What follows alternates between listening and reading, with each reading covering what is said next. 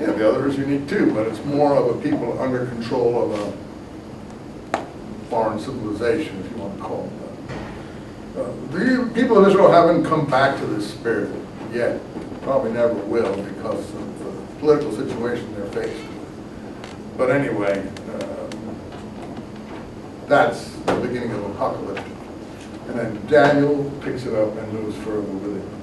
But this, I think, we can date to 585 BC. Do I think it was written in 585 BC? Yeah, I do believe it. I believe something. I do believe it. I believe it was. Because I think the prophets basically were written when they say they were written. Those are literature that really comes from the time it says. It's not too doctored, it's not redone too much. It's really authentically what it is. Like Paul's letters are really him speaking in all his glory, for better or for worse. And, it's him. I don't like him, but it's him. It's just me. Don't listen to me. Because if I heard someone speak like that, I just wouldn't like that person. I just don't like the way he expresses himself in terms of how he speaks about other people and insults people. Never mind. We'll get to reason why later on. But here we are, Daniel. Nebuchadnezzar, king of Babylon, marched on Jerusalem and besieged it. And then we get a lot of stuff about Hananiah, Mishael, Azariah. Daniel now became Belteshazzar, whatever that means. That's a Persian name, obviously. How does that differ from the Persian king called Belshazzar or Belteshazzar? It gets all very confused right from the get-go, Daniel. But one thing is sure, it's written in the time of Nebuchadnezzar or thereafter. But Daniel is first mentioned somewhere, I think, in the book of Jeremiah. I don't have the actual passage. As a famous sort of holy man or teacher or persona, charismatic persona of some kind. Just mentioned in passing. So literature could accrue under his name and stories could accrue under his name. How historical are these stories? I don't know. Catholic version of the stories is different from the Protestant and Jewish version to some extent. You'll find different numbers in the two versions in the Catholic Bible and the Protestant Jewish Bible. I told you the Protestant Bible was based on the Jewish Bible because they felt that they should translate it anew from the Hebrew versions. Anyway, here we get Daniel going down to line 21. Daniel remained there till the first year of King Cyrus. Whoa, come on now. He's already in Jeremiah in the 600s. Then he's in Nebuchadnezzar in the 580s. Then he's in Cyrus's time in the 540s. Hey, come on now. We're getting a guy that's going to be living by the end of this book over a 200-year period.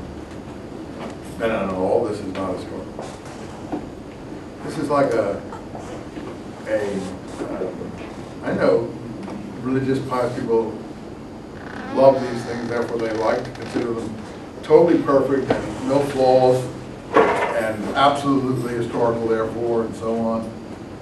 Look, I know that your faith is important and it overcomes lots of things, but we're in a university and don't mean to hurt anyone's feelings, but you wouldn't want me to be laughed out of court by the chemistry or physics department or the psychology department or the computer science program. We got to look like we're heavy duty, serious people, and you don't want the airplanes and computers you use and flying and so on. You don't want those to be built by people on faith. You want them to be built by people who are going to seriously doubt everything, test everything, make sure everything's working, no weak parts, don't want any space, whatever those things that go up to the orbital and come back are called, what are they called, space? Shuttles, space, we don't want any space shuttles that blow up in the middle of the air and poor people get killed and stuff. We got to do Descartes and Newton right here. We got to do the calculus and the computers right. So, you know, you want me to say, Daniel, this is a person who lived for 200 years or so, you know. This is more like a snowball going down the hill, accruing material. There may be a kernel of truth somewhere. Historically, I mean. Where it is, I can't tell you. You'd have to pick that up. Now, I gave you the kernel of truth that I'm sure exists in the Abraham stories. How much of the rest of it is real, true, or a snowball, you'd have to determine. But I told you what I think was historical about the Abraham material for sure. Daniel is a tougher nut here. Anyway, let's go see what, we're not too much interested in these stories of Daniel. You can read them in your own time. Believers will not be happy with this presentation. I apologize beforehand. I have to hurry. So now we're in the reign of Nebuchadnezzar, chapter 2. And Nebuchadnezzar likes Daniel for some reason. Maybe it's true. Maybe Daniel did go to the Babylonian court in Babylon.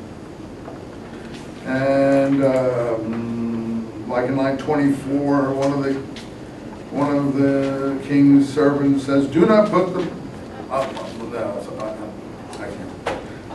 don't put these kind of people to death," it says. So anyway, finally the king has a vision. Chapter line 29 of chapter 2. And the revealer of mysteries, in my translation, I don't know about yours, line 29, disclose to you what is to take place. Now later on, who's the revealer of mysteries going to be? Around chapter 8 of Daniel. Gabriel, you got it. Who said that? Okay. Gabriel. Gabriel is not the inspirer of the visions necessarily, pardon me, so it isn't really Gabriel.